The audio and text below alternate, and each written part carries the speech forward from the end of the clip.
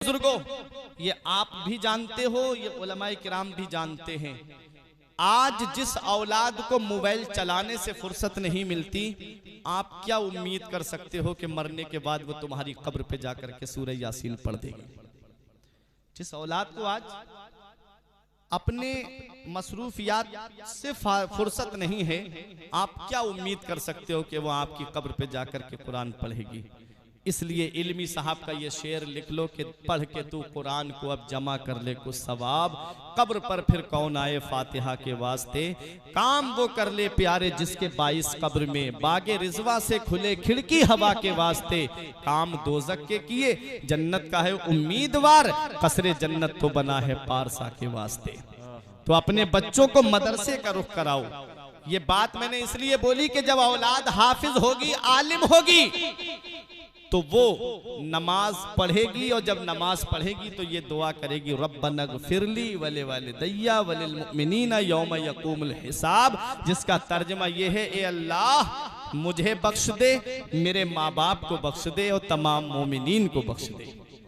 तो इसलिए इस हाल में अपनी औलाद को छोड़ के जाओ कि जब जनाजा उठे तो वो जायदाद का बंटवारा करती नजर ना आए, बल्कि सूरह यासीन शरीफ की तिलावत करती नजर आए। इसलिए दीनी मदारिस की तरफ अपने बच्चों का रुख कराओ, अपने बच्चों को दीनी तालीम दो। आज जो अपने बच्चों को तालीम नहीं देना चाहते, ये बहुत कड़वी बात कहने जा रहा हूं मैं, इसमें हमारी अपनी कमी है। वजह क्या है कि हम सोचते हैं कि हमारा बच्चा या तो हाफिज बनेगा या आलिम बनेगा, और जब वो हाफिज या आलिम बन जाएगा हजरत, तो ये सोच है मेरी कौम की कि वो सोचते हैं क्या करेगा, या तो मदरसे में जाकर के बच्चों को पढ़ाएगा या मस्जिद में जाकर के इमामत करेगा। और इमामत में कितनी तनख्वाह मिलेगी? 5,000 या 6,000 की। मदरसे में जाएगा, प्रिंसिपल के ओहदे पे है तो बहुत मिल गई तो 8,000, इससे ज़्यादा तो नहीं, या बहुत ज़्यादा मुखलिस लोग हैं तो 10,000 तनख्वाह मिल जाएगी, इससे ज़्यादा तो नहीं।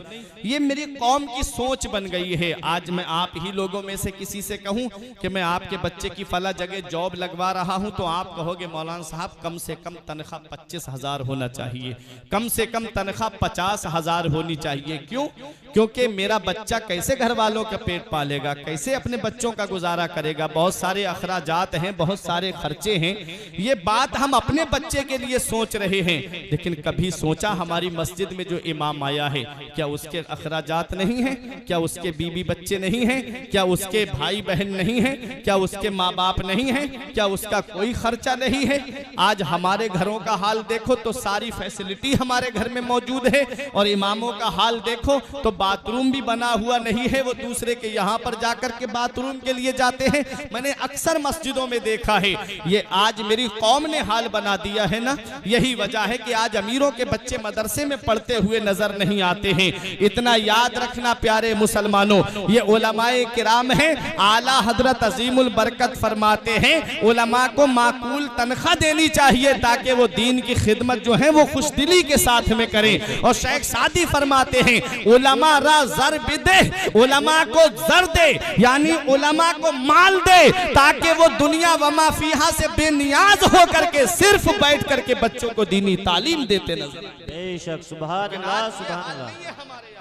अगर ईद के मौके पे मुतवल्ली साहब ने 1,000 तनख्वाह बढ़ा दी तो कई मुक्तदियों के पेट में दर्द शुरू हो गया। अरे क्या जरूरत थी, 5,000 मिल तो रहे थे, 6,000 मिल तो रहे थे। ये हाल हो गया आज मेरी कौम का।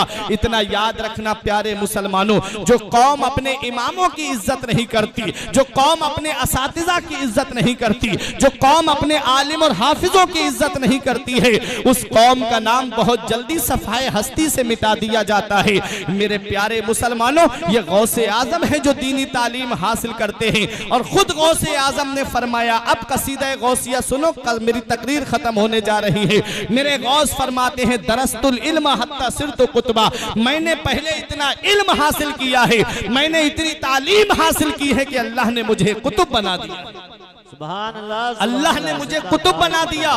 वाह वाह वाह। अब मेरे गौस फरमाते हैं कुल्लो वलीगिन कुल्लो नबीगिन लहू कदमुन, मेरे गौस ने फरमाया कुल्लो वलीगिन लहू कदमुन, हर वली एक पैगंबर के नक्शे कदम पे होता है।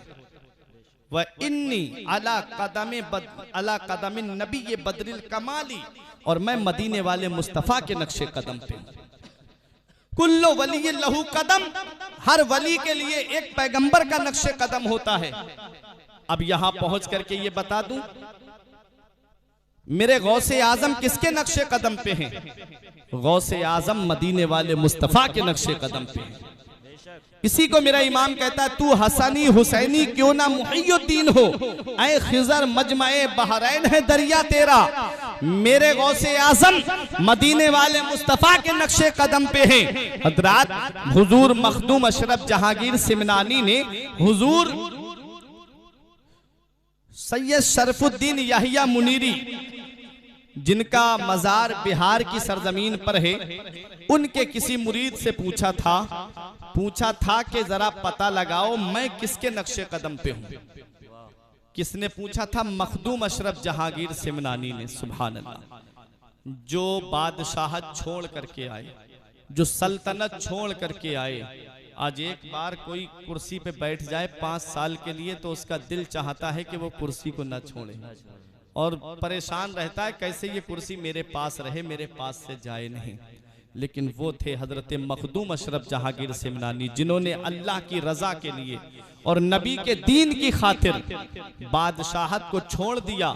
और जब सिमना का तख्त छोड़ा, अल्लाह ने वो मकाम अता फरमाया कि गौसुल आलम का लक़ब आपको अता फरमाया, सुभान अल्लाह। जहांगीर का लक़ब आपको अता फरमाया। और आज भी जो करामतों के मुनकिर हैं, उन्हें किछौछा शरीफ की सरजमीन पे ले जाओ और वहां जाकर के देखो, नीर शरीफ का पानी आज भी शिफा बना हुआ है। जब बीमार आता है, जिसकी बीमारी कहीं ठीक नहीं होती, वो किछौछा शरीफ की सरजमीन पे चला जाए, नीर शरीफ में एक बार गुस्ल कर ले, अल्लाह ताला मखदूम अशरफ जहांगीर सिमनानी के वसीले से उसको शिफा याब फरमा देता है। आज वही किछौछा की सरजमीन है जहां आप जाकर के देख लीजिए, जो जिन्न कहीं किसी से ना भागता हो, उसे किछौछा शरीफ में एक चराग जलता है, उसके सामने बिठा दीजिए, बड़े से बड़ा भूत प्रेत भागता हुआ नजर आता है। ये मखदूम अशरफ जहांगीर सिमनानी की शान है।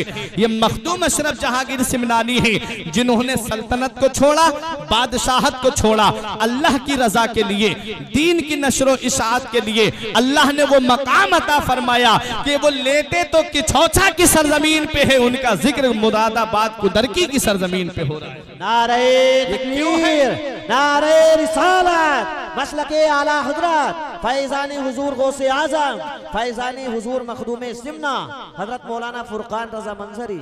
सुभान अल्लाह। तो अल्लाह के वली ने फरमाया हजरत मखदूम अशरफ जहांगीर सिमनानी से कि आप हजरत ईसा अलैहिस्सलाम के नक्शे कदम पे हैं, हजरत ईसा अलैहिस्सलाम के नक्शे कदम पे। सुभान अल्लाह। ये मकाम है हजरत मखदूम अशरफ जहांगीर सिमनानी का। हर वली किसी न किसी पैगंबर के नक्शे कदम पे होता है। मेरे गौस फरमाते हैं, मैं मदीने वाले मुस्तफ़ा के नक्शे कदम पे हूँ, मैं मदीने वाले मुस्तफ़ा के नक्शे कदम पे हूँ। आगे मेरे गौस फरमाते हैं, मुरीदी ला तखफ अल्लाह रब्बी अतानी रिफ़अतन निलतुल मनाली। मेरे गौस फरमाते हैं, ऐ मेरे मुरीद मत डर, अल्लाह मेरा रब है। सुभान अल्लाह। क्या फरमाया? ऐ मेरे मुरीद मत डर, अल्लाह मेरा रब है। गौसे आजम से किसी ने पूछा, जिन्होंने आपके हाथ में हाथ दे करके बैअत की है, क्या वही आपके मुरीद हैं, या कयामत तक जो भी आपसे मोहब्बत करेगा वो भी आपका मुरीद है? तो मेरे गौसे आजम फरमाते हैं कि जो मुझसे सच्ची मोहब्बत करेगा, जो मेरा मुरीद होगा, जो मेरे मुरीदों का मुरीद होगा, उसको उस वक्त तक मौत नहीं आएगी जब तक अल्लाह ताला तौबा की तौफीक नहीं दे देगा। ये मकाम मिला है तो गौसे आजम के मुरीदों को और उनके मुरीदों के मुरीदों को मिला है। इसी को मेरा इमाम कहता है, कादरी कर कादरी रख, कादरियों में उठा, कदरे अब्दुल कादरे कुदरत नुमा के वास्ते। हजरात ये गौसे आजम है। आप फरमाते हैं कि मैंने अपने रब से वादा लिया है और मेरे रब ने मुझसे वादा किया है कि मेरे रब ने मुझसे वादा किया है कि आपका जो भी मुरीद होगा या आपके मुरीदों का मुरीद होगा, मैं उस वक्त तक उसे मौत नहीं दूंगा जब तक उसे तौबा की तौफीक नहीं दे दूंगा। सुभान अल्लाह। ये गौसे आज़म की शान है। आप गौसे आजम का जिक्र सुन रहे हो, आप गौसे आजम का चर्चा सुन रहे हो, आप गौसे आजम का नाम ले रहे हो। गौसे आजम फरमाते मुरीदी ला तखफ अल्लाह रब्बी अतानी रिफ़अतन निलतुल मनाली, ऐ मुझसे मोहब्बत करने वाले मेरे मुरीद मत डर, अल्लाह मेरा रब है। हमने आलम तसव्वुर में अर्ज किया मेरे गौसे आजम हमारे यहाँ का उसूल तो ये है, हमारे यहाँ का तरीका तो ये है, अगर प्रधान जी कह दे मत डर तो मतलब है गाँव में मत डर, अगर चेयरमैन कह दे मत डर तो मतलब है कस्बा या तहसील में मत डर, अगर विधायक कह दे मत डर तो मतलब है जिले में मत डर, अगर सीएम कह दे मत डर तो मतलब है सूबे में मत डर, अगर पीएम कह दे मत डर तो मतलब है मुल्क में मत डर। एक गांव वाला दूसरे गांव वाले से तो डर सकता है, एक कस्बे वाला दूसरे कस्बे वाले से तो डर सकता है, एक शहर वाला दूसरे शहर वाले से तो डर सकता है, एक सूबे वाला दूसरे सूबे वाले से तो डर सकता है, एक मुल्क वाला दूसरे मुल्क वाले से तो डर सकता है। ए मेरे गौसे आजम हम कहां ना डरे, क्या अपने गांव में ना डरे या कस्बा और तहसील में ना डरे या जिला या सूबे में ना डरे या अपने मुल्क में ना डरे? तो गौसे आजम जवाब देते हैं तबूली